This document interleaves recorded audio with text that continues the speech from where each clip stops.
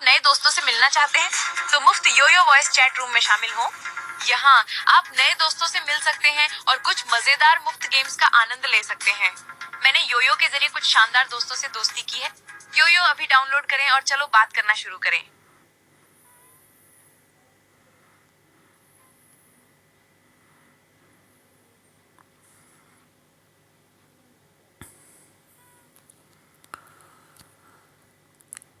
سختیوں کا برداشت کرنا، فضائل اعمال۔ درود شریف پڑھ لیں۔ اللہم صلی کما صلیت علی ابراہیم وعلی آل ابراہیم انک حمید مجید۔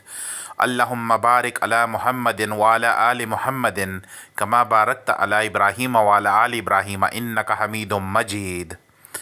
اعوذ باللہ من الشیطان الرجیم، بسم اللہ الرحمن الرحیم۔ حضرت عمار رضی اللہ عنہ اور ان کے والدین کا ذکر۔ حضرت عمار رضی اللہ تعالی عنہ اور ان کے ماں باپ کو بھی سخت سے سخت تکلیفیں پہنچائی گئیں۔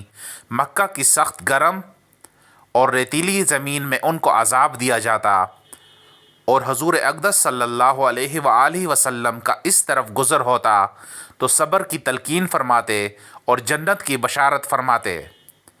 آخر ان کے والد حضرت یاسر رضی اللہ تعالی عنہ اسی حالت تکلیف میں وفات پا گئے کہ ظالموں نے مرنے تک چین نہ لینے دیا اور ان کی والدہ حضرت سمیہ رضی اللہ عنہ کی شرمگاہ میں ابو جہل ملعون نے ایک برچا مارا جس سے وہ شہید ہو گئیں، مگر اسلام سے نہ ہٹیں۔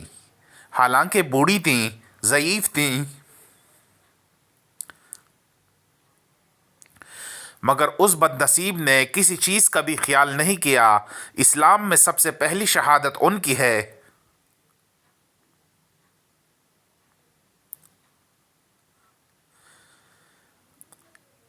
اور اسلام میں سب سے پہلی مسجد حضرت عمار رضی اللہ عنہ کی بنائی ہوئی ہے۔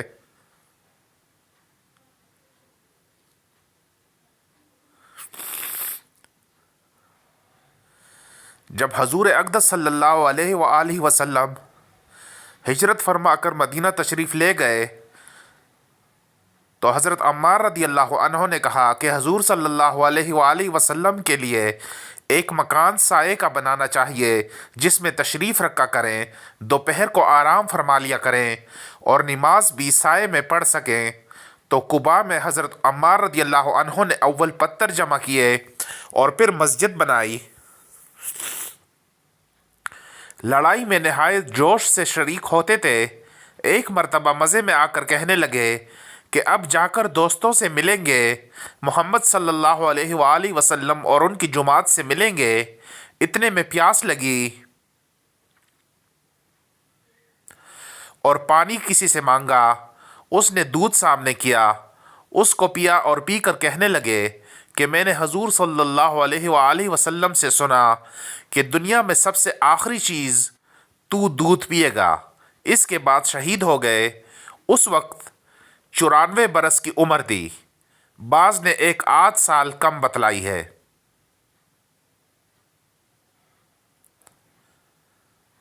اسد الغابہ۔ حضرت صہیب رضی اللہ عنہ کا اسلام۔ حضرت صہیب رضی اللہ عنہ بھی حضرت عمار رضی اللہ عنہ کے ساتھ مسلمان ہوئے۔ نبی اکرم صلی اللہ علیہ وآلہ وسلم حضرت ارقم رضی اللہ عنہ صحابی کے مکان پر تشریف فرماتے کہ یہ دونوں حضرات علیحدہ علیحدہ حاضر خدمت ہوئے اور مکان کے دروازے پر دونوں اتفاقیہ اکٹھے ہو گئے۔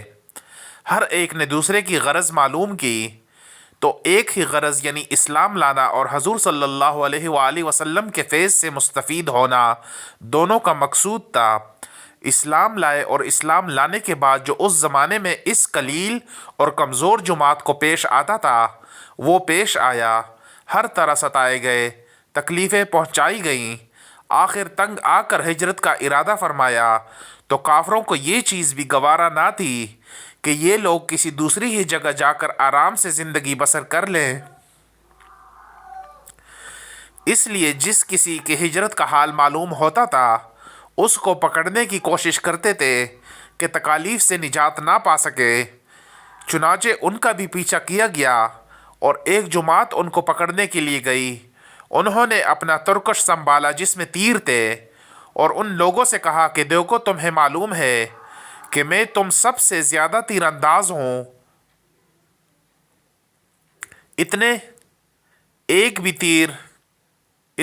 بھی تیر میرے پاس باقی رہے گا تم لوگ مجھ تک نہیں آ سکو گے، اور جب ایک بھی تیر نہ رہے گا تو میں اپنی تلوار سے مقابلہ کروں گا، یہاں تک کہ تلوار بھی میرے ہاتھ میں نہ رہے۔ اس کے بعد جو تم سے ہو سکے کرنا، اس لیے اگر تم چاہو تو اپنی جان کے بدلے میں اپنے مال کا پتہ بتلا سکتا ہوں جو مکہ میں ہے، اور 2 باندیاں بھی ہیں، وہ سب تم لے لو۔ اس پر وہ لوگ راضی ہو گئے اور اپنا مال دے کر جان چھڑائی۔ اسی بارے میں آیت پاک وَمِنَ النَّاسِ مَن يَشْرِي نَفْسَهُ ابْتِغَاءَ مَرْضَاتِ اللَّهِ وَاللَّهُ رَءُوفٌ بِالْعِبَادِ، سورۃ البقرہ آیت نمبر 207 نازل ہوئی۔ در منشور ترجمہ: بعض لوگ ایسے ہیں جو اللہ کی رضا کے واسطے اپنی جان کو خرید لیتے ہیں، اور اللہ تعالیٰ بندوں پر مہربان ہیں۔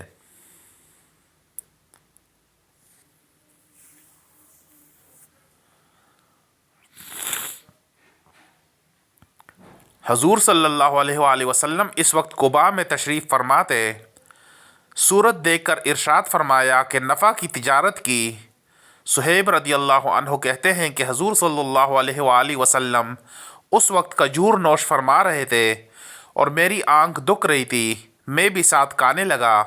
حضور صلی اللہ علیہ وآلہ وسلم نے فرمایا، آنکھ تو دکھ رہی ہے اور کھجوریں کھاتے ہو۔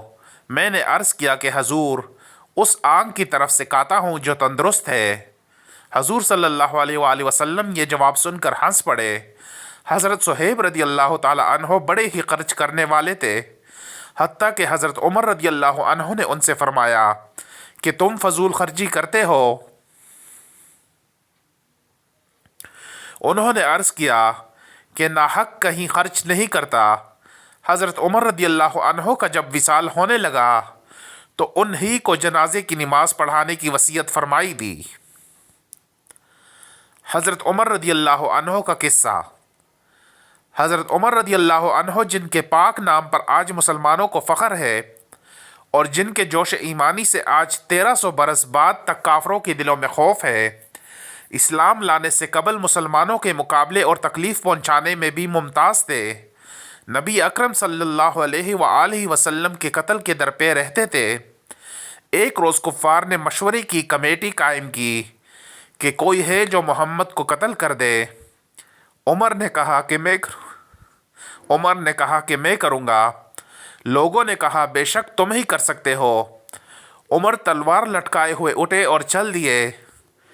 اسی فکر میں جا رہے تھے کہ ایک صاحب قبیلہ زہرہ کے جن کا نام حضرت سعد بن ابی وقاص ہے اور بعضوں نے اور صاحب لکھے ہیں، ملے۔ انہوں نے پوچھا کہ عمر کہاں جا رہے ہو؟ کہنے لگے کہ محمد صلی اللہ علیہ وآلہ وسلم کے قتل کی فکر میں ہوں، نعوذ باللہ۔ سعد رضی اللہ عنہ نے کہا کہ بنو ہاشم اور بنو زہرہ اور بنو عبد مناف سے کیسے مطمئن ہو گئے؟ وہ تم کو بدلے میں قتل کر دیں گے۔ اس جواب پر بگڑ گئے اور کہنے لگے کہ معلوم ہوتا ہے کہ تو بھی بے دین یعنی مسلمان ہو گیا ہے، لا پہلے تجھ ہی کو نمٹا دوں۔ یہ کہہ کر تلوار سونت لی، اور حضرت سعد رضی اللہ عنہ نے بھی یہ کہہ کر کہ ہاں میں مسلمان ہو گیا ہوں، تلوار سنبھالی۔ دونوں طرف سے تلوار چلنے کو تھی کہ حضرت سعد نے کہا کہ پہلے اپنے گھر کی خبر لے، تیری بہن اور بہنوئی دونوں مسلمان ہو چکے ہیں۔ یہ سننا تھا کہ غصے سے بھر گئے اور سیدھے بہن کے گھر گئے۔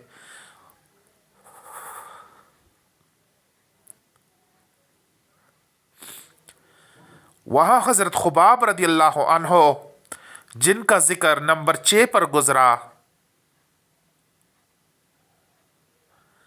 کواڑ بند کیے ہوئے ان دونوں میاں بیوی کو قرآن شریف پڑھا رہے تھے۔ حضرت عمر نے کواڑ کھلوائے۔ ان کی آواز سے حضرت خباب رضی اللہ عنہ تو جلدی سے اندر چھپ گئے۔ اور وہ صحیفہ بھی جلدی سے باہر ہی رہ گیا جس پر آیات قرآنی لکھی ہوئی تھیں۔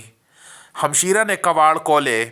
حضرت عمر کے ہاتھ میں کوئی چیز تھی جس کو بہن کے سر پر مارا، جس سے سر سے خون بہنے لگا، اور کہا کہ اپنی جان کی دشمن تو بھی بددین ہو گئی۔ اس کے بعد گھر میں آئے اور پوچھا کہ کیا کر رہے تھے اور یہ آواز کس کی تھی؟ بہنوئی نے کہا کہ بات چیت کر رہے تھے۔ کہنے لگے کیا تم نے اپنے دین کو چھوڑ کر دوسرا دین اختیار کر لیا؟ بہنوئی نے کہا کہ اگر دوسرا دن حق ہو تب یہ سننا تھا کہ ان کی داڑھی پکڑ کر کینچی اور بے تحاشا ٹوٹ پڑے اور زمین پر گرا کر خوب مارا۔ بہن نے چھڑانے کی کوشش کی تو ان کے منہ پر ایک تمانچہ اس زور سے مارا کہ خون نکل آیا۔ وہ بھی آخر عمر ہی کی بہن تھی۔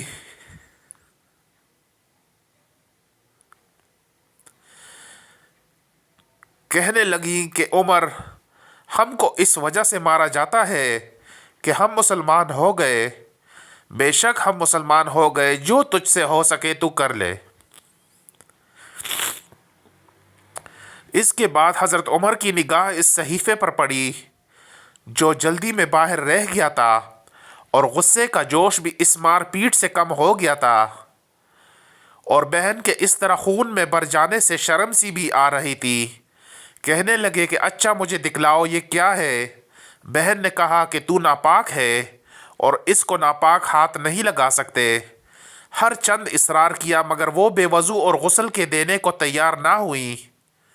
حضرت عمر نے غسل کیا اور اس کو لے کر پڑھا۔ اس میں سورہ طٰہٰ لکھی ہوئی تھی۔